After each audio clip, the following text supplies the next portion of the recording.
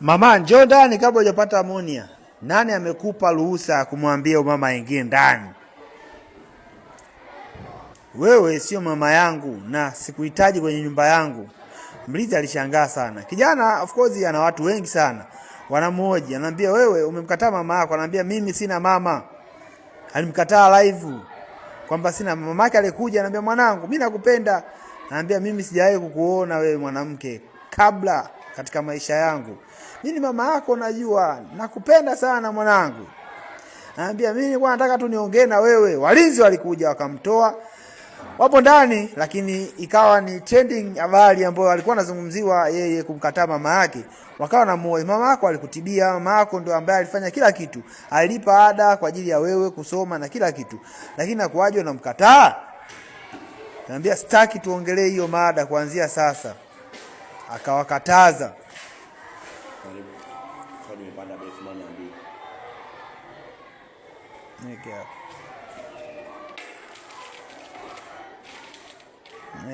Hapo mzee alikuwa anamwambia mimi mwanangu anahitaji kupata huduma ya kufanyia upasuaji. Lakini kijana alijitoa akamwambia mzee, nimekupa hizo hela, nenda kamfanyia upasuaji mwanao. Wafanyakazi wanaulizana, anamwambia hivi kweli ni mama yake yule bosi wetu? Anamwambia ni kweli, mimi nimefanya kazi miaka yote, huyo ni mama yake. Lakini sijajua kitu gani kinamfanya mpaka amtaki mama yake. Anambia mimi nashangaa amekataza hata chakula tusimpelekee. Hata chakula tusimpelekee.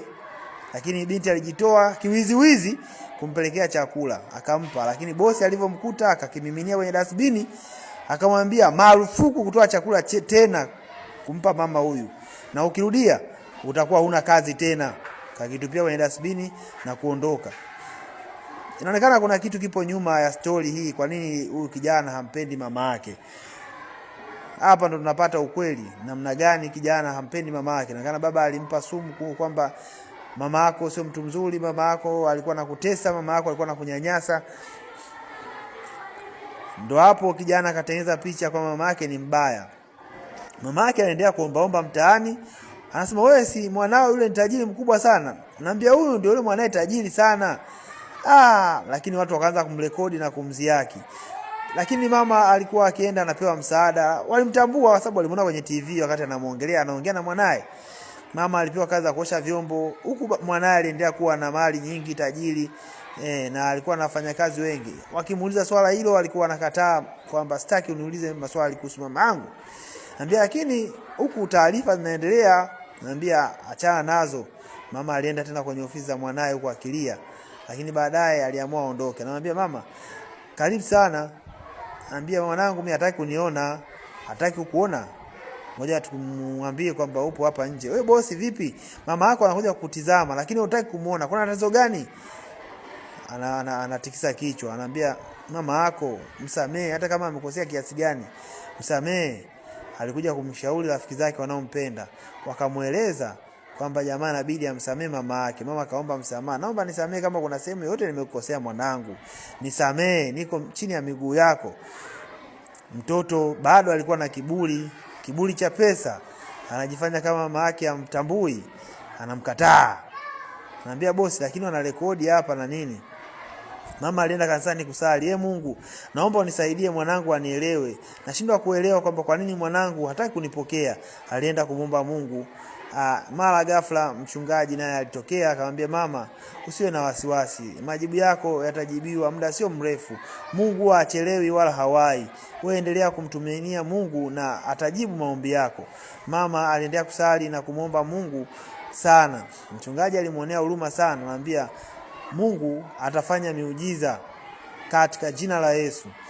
Kijana aliendelea kula maisha na wenzake, lakini mama yake alikuwa huko anaombaomba na anaishi maisha magumu. Wafanyakazi waliendelea kumsema kwamba bosi huyu ni wa ajabu sana, haiwezekani. Yaani yeye anamkataa mama yake kabisa. Anasema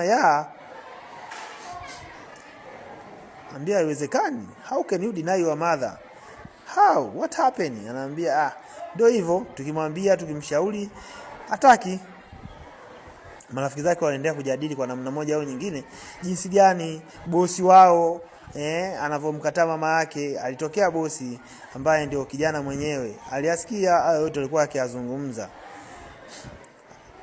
Inaonekana kuna vitu ambavyo vinamfanya yeye asimkubali mama yake. Huyu chifu alimwambia, anaonekana ndo aliyemwezesha kuwa tajiri, ndo aliyemwezesha kumiliki na kuwa kama mwanae, na ndio maana alikuwa anamkataa yule mama. Na licha ya kumkataa vyote ni kwamba kumbe mzee alimchukua na alimlelea kama vile mwanae wa kufikia. Mama yake ndio huyo alifika hapo, aliyasikia yote. Anaambia, wewe, mimi nimekulea, nimekuhudumia na nimetoa kila kitu. Anaambia, lakini ni mama yangu. Walishangaa kumuona mama yake maskini wa namna hiyo. 20 years earlier, miaka 20 iliyopita, baba yake wakati yuko anaishi na mama yake. Baba ni tajiri, ana pesa sana, lakini mama ndio maskini. Mtoto wakati anasoma enzi hizo, kama unavyoona, kila kitu alikuwa anakihudumia mama yake, pesa na nini, vitu vyote. Ila alikuwa anapata ugomvi baba na mama, mara nyingi walikuwa wanavutana ugomvi wa hapa na pale, lakini mtoto alikuwa hapendi hali kama hiyo. Inaonekana mama ndo alikuwa ndo ana nguvu kuliko baba. Alikuwa anamsimulia rafiki yake anayoyapitia nyumbani wakati anasoma. Hapa wanatukumbusha nyuma kilichotokea kabla ya huyu kijana kufanikiwa na kuwa tajiri mkubwa sana. Alikuwa akifika anaona mama na baba wanavutana, wanagombana. Kijana alipasua kioo kwa hasira. Kumbe baba alikuwa tayari amedondoka chini kwa pressure. Yote hiyo inaonekana alisababisha mama yake. Anakumbuka yote haya kijana. Mama, hapana, huwezi ukafanya vitu kama hivi. Anamwambia, mwanangu, huyu mzee ni muache. Wewe ndio mwanangu mimi. Kwa hiyo naomba tumuache. Anamwambia, dogo akabidi akimbie. Akamwacha mama yake na kukimbia. Babake huyu hapa ndio namuona babake. Kijana huyu ambaye leo hii ni tajiri mkubwa sana. Hii ni historia tu ya nyuma ambao alikuwa anatukumbusha kwa nini kijana anamchukia mama yake hadi leo. Ni DJ Jalos kila Mbeya. Nawaletea story mpya sana. Kijana alisikia story yote, ikabidi aondoke aende akajitafutie maisha huko. Back to the present. Sasa kwa miaka ya sasa, tumerudi kwenye miaka ya sasa ambayo anaendelea kuelezea na anasimulia mkasa mzima. Na huyu mama ndo alisababisha yote mpaka baba alidondoka kwa pressure. Kijana alivyoenda huko kajipambania na kumsaidia baba yake, na baba alioa mke mwingine kama unavyoona. Mama alikuwa ni mtu wa ajabu. Alikuwa na roho ngumu sana. Sehemu ya 4 inaelezea hali halisi kama unavyoona. Baba waliachanaga na mama na mke wake. Mke wake inaonekana alimtesa sana baba yake, na ndio maana alikuwa mtoto anamkataa mama yake. Alielezea story yote. Huyu ni mke wa pili ambaye alimuoa baba. Huyu ni mke wa kwanza ambaye alikuwa ndo anamnyanyasa baba yake kwa kumtesa, kwa kupanga bajeti, hela zote. Kijana alikumbuka yote. Baba yake anaingia, anamwambia, mwanangu, usiwe na mawazo mengi sana. Mimi baba yako nipo hapa kusupport kwa kila jambo. Usiwaze sana. Yule mama yako ndo ambaye alikuwa anafanya yote. Alimtesa na kuninyanyasa nusu nife, lakini Mungu amesaidia. Umepambana mwanangu, umekuwa tajiri leo. Mungu anajibu maombi hapa duniani. Hii ndio historia inatuelezea namna gani kijana anamkataa mama yake. Baba yake yuko naye bega kwa bega.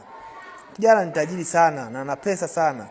Yote hiyo imetokana na namna jinsi alivyopambana kwa namna moja au nyingine kwenye maisha yake. Yuko na rafiki yake nje ya jengo kubwa la kifahari ambao ni kampuni yake anayomiliki kwa sasa. Lakini alimwambia, mama ni mama tu, hata kama alikukosea inabidi kwa namna moja au nyingine umuelewe na kumsamehe. Alimshauri rafiki yake.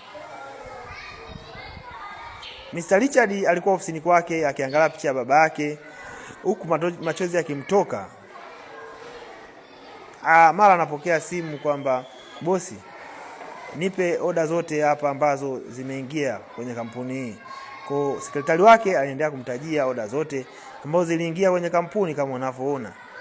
Of course, Mr. Richard ni bosi mkubwa sana. Lakini bado mawazo alikuwa mama yake ndo huyo hapo, bado maisha magumu. Anaambia, mama, Mr. Richard amenituma nikuchukue. Amekutuma?